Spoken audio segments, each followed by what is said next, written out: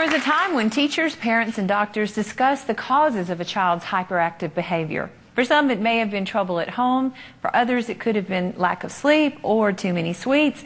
And then there were those who were extremely bright.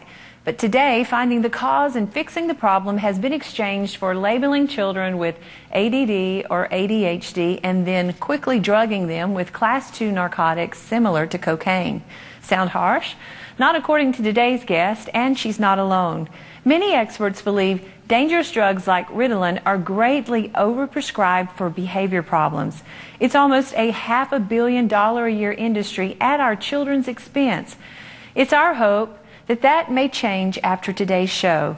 She's the author of No More ADHD, and she's an international expert on the subject. Please welcome Dr. Marianne Block.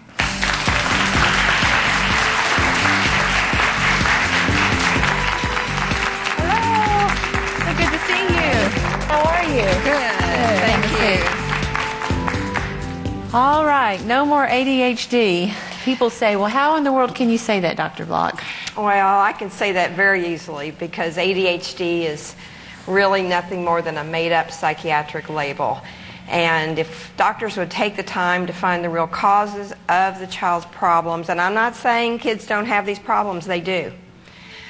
But there's always a medical or educational problem that's causing that symptom, and doctors need to take the time to figure out what those things are, find the cause, fix the problem. No more ADHD, no more drugs. Let's talk a little bit about your motivation in talking about this, because obviously there are now doctors and people who have what they label ADD and ADHD kids yelling at the screen. Okay, hold on. But let's talk a little bit about your motivation in getting involved in this very important subject, and talk a little bit about what happened with you personally and your daughter. Okay. My daughter had chronic bladder infections, and a doctor gave her actually psychiatric drugs, Valium, and an antidepressant for her chronic bladder infections. He was using these drugs for their side effects on the bladder, if you can imagine. That's crazy. And at that point, you were going along with it? Well, I was a young mother. I was not a physician. And I questioned it. What? What are you talking about? And he was adamant that this is the only way my daughter's going to get well. And so, you know, I was raised, you listen to doctors, you trust doctors, you believe they know how to fix things. So I went along with it, and we did it. And unfortunately, it was not the right thing to do. My daughter ended up sick for 3 years. 3 years from the side effects of the narcotics. Side effects of the drugs. And in my search to get her well, I actually discovered the osteopathic profession, an osteopathic physician who called himself a medical detective. And I thought, well, this is a new concept. He was doing what I do today, which is looking for the real cause of the problem and trying to fix it. So what happened? Well, he helped my daughter get well, and I decided as a mother, my job was to get my children to adulthood healthy, happy, and successful. And I felt like if I didn't know what doctors knew, that maybe this could happen again. So I went to medical school at the age of 39. She went to medical school at the age of 39, and you became an osteopathic physician, family practitioner. Endocrinologist, right? No, family practitioner. Okay. A family practitioner. And so how long did you go to medical school? I guess that's like a... Yeah, 5 years, and it took me a couple of years before to get the science courses to go to medical school. But in my mind, that's what a parent does. You do whatever. My parents taught me, you do whatever it takes for your children. Well, let's go back to your daughter's story. So how did the naturopath help her? It was osteopath. And osteopath is a regular physician. Okay. It's just a little bit different from MDs. I'm getting all my doctors confused today, Dr. Block. Help me out here. Osteopaths are DOs, and we're taught all the same things that MDs are taught, but we're also taught how the musculoskeletal system affects the body.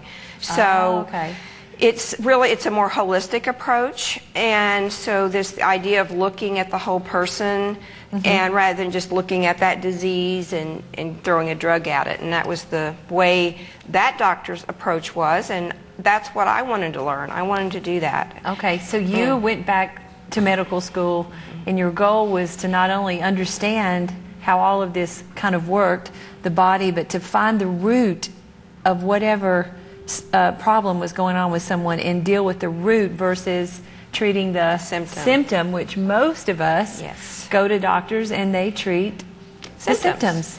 And I think most of the public doesn't realize that. I think we're all kind of the way I was, and we think the doctor's treating the problem, and this is what we need to do. We need to take this drug to fix the problem. Right. And there are a lot of great doctors out there. Absolutely. Yeah, so we're not against doctors. Absolutely. Okay, so I want to make that clear. You're a doctor now. You're in the group. Yeah. I am. So let's talk about the ADD, ADHD, because I know so many of you are watching today, and you have kids that have been diagnosed with this, and it's an epidemic, huge issue today in America. Talk a little bit about that. Well, ADD, ADHD stands for Attention Deficit Hyperactivity Disorder, and these are usually children who can't sit still in class, can't finish their schoolwork, fidget, sometimes they're kind of spacey. The psychiatrists have a list of symptoms that they use, and pediatricians, anybody can use the list of symptoms, but it was made up by the psychiatrist. And it's a list of symptoms, all of which start with the word often. So, often can't sit still. Well, how much is often? Well, what you think is often and what I think is often may be entirely different. Right. So it's completely subjective. So they're not talking about going through a physical examination of the child to find out if there's something causing, like they need neurotransmitter support or something like that. No. They're just saying, well, if they're fidgety or if they're not concentrating or if they're not even taking a physical examination. Oftentimes they don't. I had a psychiatrist tell me on television, actually, psychiatrists don't do physical exams and they don't do lab work. And I'm like, well, why? You're doctors. You should have learned how to do that. And how can you treat someone if you don't do those kinds of things? And so in your quest for truth and understanding how you can genuinely help people in the medical field, what did you find out about ADD and ADHD? I found that there are lots of different real underlying causes, medical and educational. And probably the number one is how the child eats, their diet. And yes, folks, sugar does affect behavior. Yes. You've done studies on that, actually. I have, and I know the last time you were on with me, you had a child that was sitting there, was fine, and then you all gave him some chocolate, and within 10 or 15 minutes, he was just wild out of control. That's right. Amazing. So sugar does affect behavior physiologically. It makes sense. There's a reason why it does, and that's the number one reason. But there's lots of other reasons too. Well, there is much more to come from misdiagnosis and proper treatment to the effects of drugs like Ritalin and Adderall. We're back with Dr. Block after the break.